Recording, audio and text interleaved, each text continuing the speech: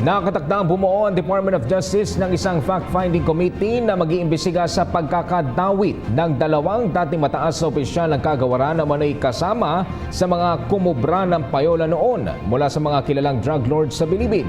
Kapalit ng pagbibigay ng mga ito ng proteksyon sa mga iligal na aktibidad sa loob. Ayon kay Justice Secretary Vitaliano Aguirre, bubuuin ang fact-finding committee ng mga prosecutors at undersecretaries ng kagawaran. Sinabi ni Aguirre na aabot ang investigasyon sa pinakamataas na pwesto sa DOJ. Binigyang diin ang kalihim na maging ang mga matataas na opisyal sa New Bilibid Prison ay kinain na ng sistema ng korupsyon o na mistulang sunod-sunod na ang mga opisyal ng Bilibid sa mga sigang inmates. Ako po si Cathy San Gabriel. Subscribe na sa PTV YouTube channel. I-click lang po ang subscribe button.